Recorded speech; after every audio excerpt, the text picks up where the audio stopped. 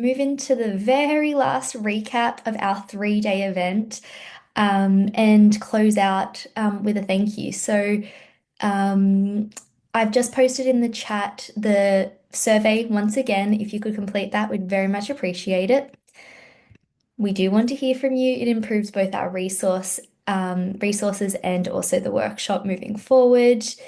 And aside from the daily feedback surveys that you guys have kindly been submitting, there will also be one post-event survey in that follow-up email that I send in the next 1 to 2 weeks.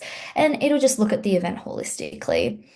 And that is in the chat. I think also when I close the webinar, it may ask for the survey to pop up as well. So thank you again. So if you haven't started already, please do take some time to complete the survey. And then also, if you haven't followed us on social media and you are a user of Blue Sky or X, please do follow us. If you have any other thoughts, anything that you liked, hashtag IEDB 2025. We've been posting over the last few days, and then I'll post on there once the videos are ready and up on YouTube, and the resources as well. So we've been here for about 4 hours. Let's look back at the start of today. We started with an introduction from Alex, our co-principal investigator of the CEDAR and IEDB resources, where he kind of walks you high level through how CEDAR was started and how we were able to accelerate its beginning using the foundations of the IEDB. Then we had Matt join us to talk through the CEDAR curation process and the general database structure, and how we have a team of PhD level curators for CEDAR specifically, just a couple, but that take the peer-reviewed literature from PubMed, extract the epitope information and the associated assay details, the host, all the other information that goes along with it to really capture details in a granular fashion.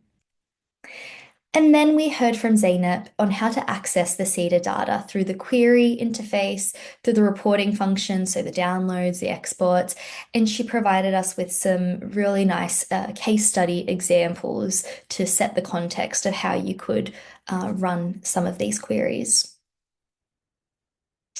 And then after that, you heard from Dan on the next generation tools and cancer pipelines. So through leveraging the next gen tools that we talked about yesterday in a lot of detail, we were able to implement some more cancer specific tools, which obviously can be used in isolation, but can be used in a pipeline to create cancer prediction and analyses pipelines.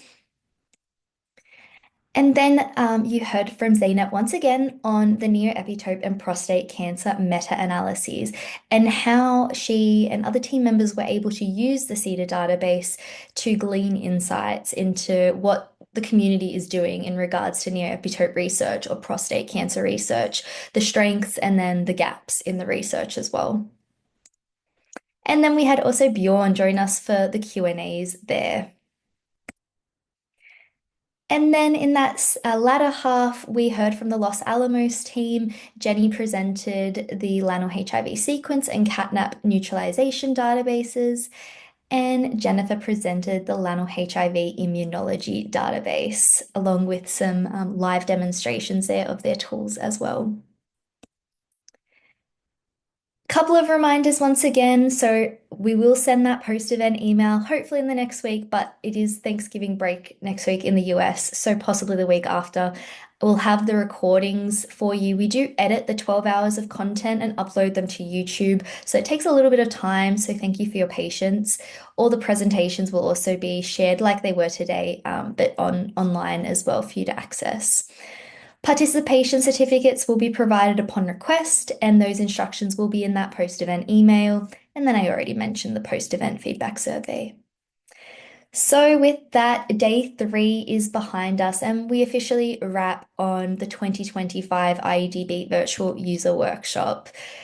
We hope we've answered all your questions thoroughly over these last 3 days, but if you have anything additional, email me at workshop@iedb.org. That is how we've been communicating with all of the email updates to date, and I can facilitate who in the team would answer that.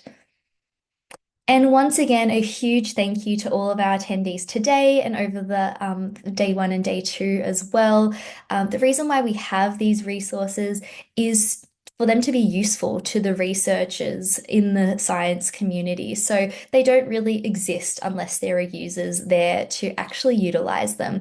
So thank you for your interest. We hope you've learned something new about the IEDB, about CEDAR, and about the LAN or HIV databases as well. And we really appreciate your time and interest in all of our resources. Thank you all very much, and we hope to see you next year. All the best.